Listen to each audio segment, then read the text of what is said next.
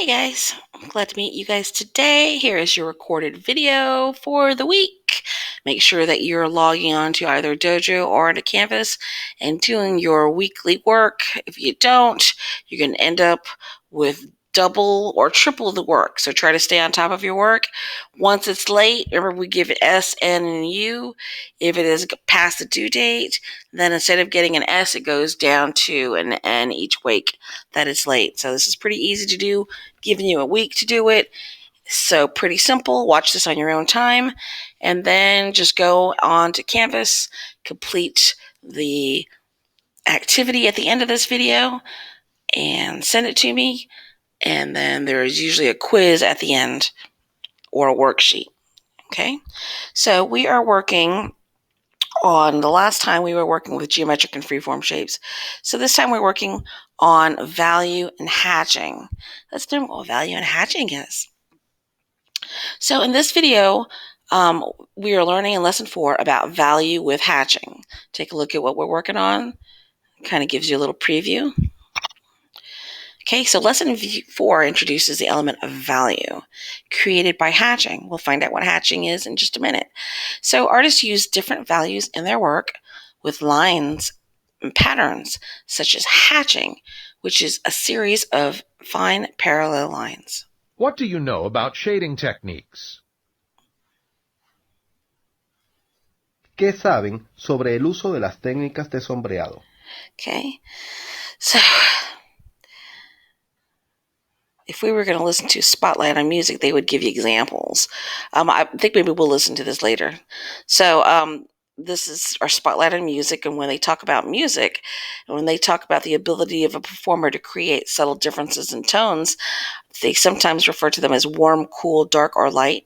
In art, when we talk about warm, cool, dark, or light, we're talking about value and creating darkness or lightness in an object.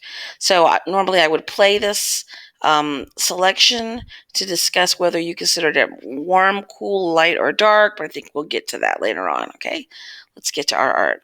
So our objectives for the day: to identify the use of lines with hatching to create values in a work of art, to evaluate your own work using 4 steps of art criticism, and your project for the week is going to be to draw a portrait using a hatching to create value. Also, you might have a worksheet that will have you demonstrate the knowledge of works and lives of Elizabeth Catlett and James McNeill, the 2 artists that we're featuring this week. Alrighty. So here are the 2 artworks, Sharecropper and one by McNeill. Look at the works on both of these pages. Both Catlett's Sharecropper and Whistler's Weary are portraits. Catlett created Sharecropper by cutting hatching lines into linoleum. These lines appear to be white on the printed page. Whistler scratched lines into a metal plate, which created value change. Hatching is used to show value in both pieces. Let's take a close look at the 2 works of art. Okay, which we'll do that in just a minute. Vamos a observar detalladamente las 2 obras de arte. Look at the women in these works of art. Use the context clues. Context clues in art means you're scanning the picture to look at their clothing, you're looking at the title of the artwork, and you're trying to decide what it is that they're looking at or what it is that they are doing. Design awareness. Look at comic strips in the newspaper for examples of a hatching to show value. A really good example of hatching would be to look at a dollar bill. Go and look at a dollar bill. You can go ask around for a dollar bill and go and look at it in the light. You'll see that the dollar bill and all of the drawing on there, it's not made by painting, it's made by hatching. Where the lines are closest together, that's where the shading is. And then there are lines that are further apart that make things appear to look lighter. So that'd be kind of cool for you to check out if you haven't already noticed it. We're going to study the both varieties of lines, both pieces. This one says, what types of lines do you see? So they're talking about short, vertical, and parallel lines. Let's see if we can find that in here. Short, vertical, and parallel lines. Yes, I see. I see a bunch of short lines all over the place. I see vertical lines going up and down. I see diagonal, and I see horizontal. Notice again in her face Where the lines are closest together, it looks like the shadows. It's really not shaded. It's basically where the lines are almost touching each other. And then where the lines are further apart, it appears to be lighter. So that is a type of etching. A good example is that if you go to Barnes & Noble and you ever get their bags that have like the authors on it, they have a bunch of, that's a good example of etching on their bags also. And you'll see all the lines if you've ever really paid attention to it. Okay. And then you have Weary. Let's look at this one. McNeill Whistler. He's an American, very, very famous artist. And he created this in 1863, by the way. And if you look closely, he had a metal plate.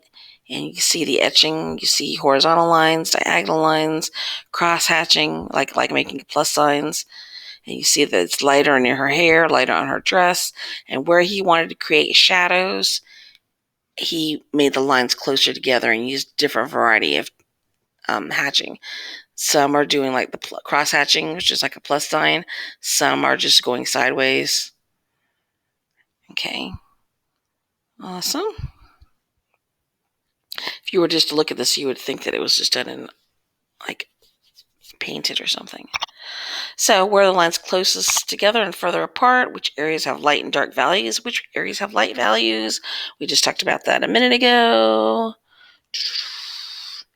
There you go. What feeling does the work express? Okay, Catlett creates a quiet, reflective, and worried mood in Sharecropper. And Whistler's Weary generates a sad, bored, and tired mood from looking at it. It doesn't look very happy. They both look like they're very thinking of something. Okay, and of course, because this person is a sharecropper, they're concerned about what's happening with their land. And then this one, I don't know, for whatever reason, she does not look too happy. So you can tell. It tells a little story. Let's see here. All right, so what you really need to know, because you're going to do your project on this, using hatching to create value. The lightness or darkness of an object refers to its value. Lines patterns create different values. When lines are placed side to side or parallel, value is created. The closer together parallel lines are, the darker the value. The further apart the lines are placed, the lighter the value. If you look in the first here, you see that the lines are placed further apart, correct? And they're going sideways or diagonally. And then in this one right here, the lines are placed closer together, and it appears like it's darker. It's really not. It's an illusion that it's darker because the lines are closer together. So in hatching, plain old hatching, this creates shades by using a series of fine parallel lines.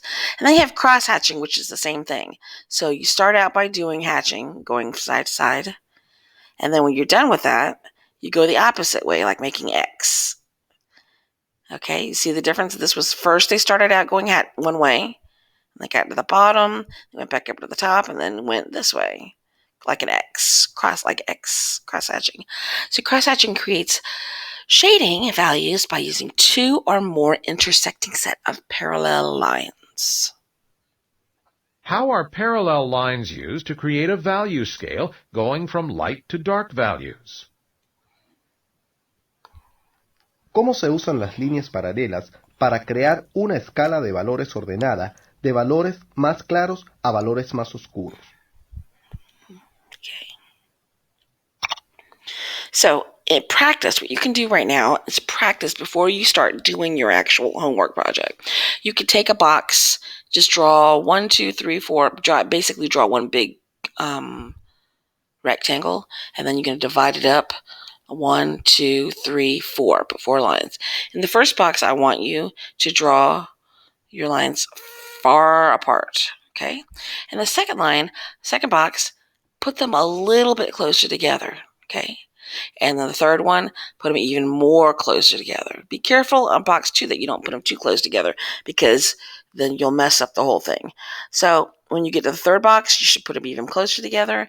Fourth box, really close together. And the fifth box, they're going to be so close that they almost appear like it's blacked in. Okay, so 1, draw a rectangle, divide it into 5 sections. 2, draw parallel lines far apart in the section from left to show the lightest value. Gradually draw lines close together until the far right section, where the lines should be as close as you can get them without having to touch them. In this way, you'll show the darkest from lightest to the darkest, and it'll show the darkest value on the right side. Okay, so that was your practice. So look at how this person used, this is a 10-year-old Lisa Kim. Think about his student created art using hatching, showing value. Not a whole lot of value, but they did a little bit though. See how they did the lines in the hair, and then there's some hatching, not cross hatching, hatching in the hair. It's a little bit, but there's not a whole lot going on there.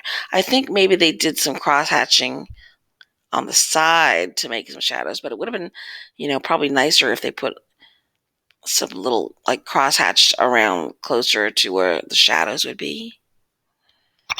So what you're going to do is how can you create value to indicate form? Draw one or more models. Sketch the models carefully.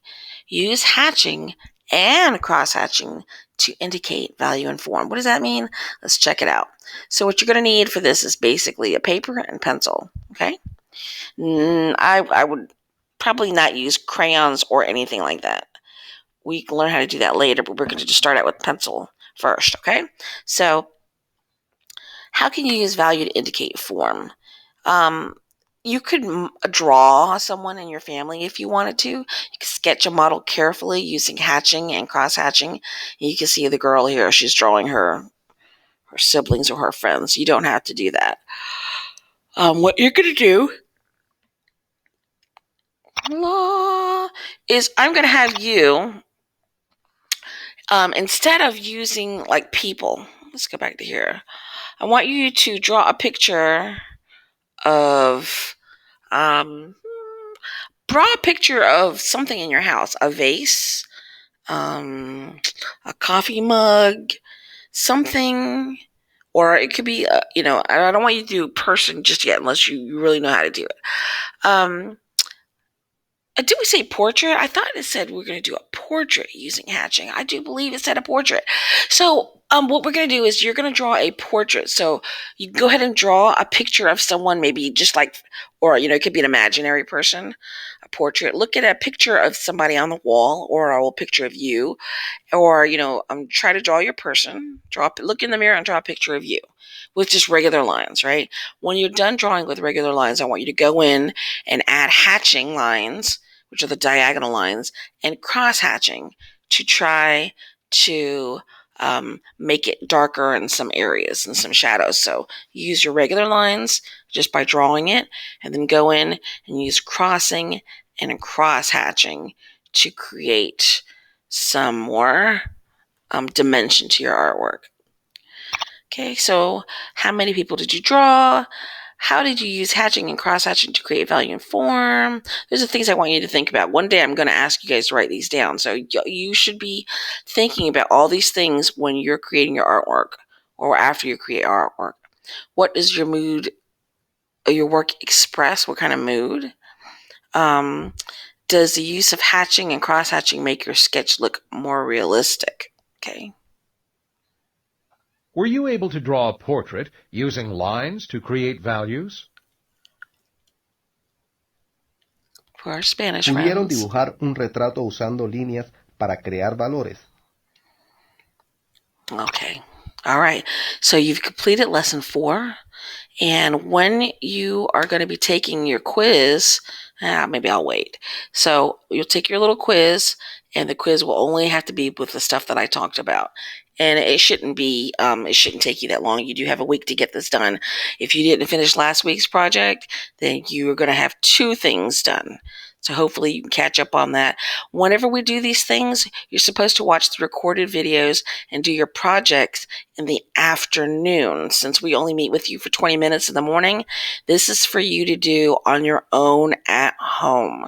Make sure you do it when you get a chance to, because if you wait till the last minute, you will get backed up. Okay?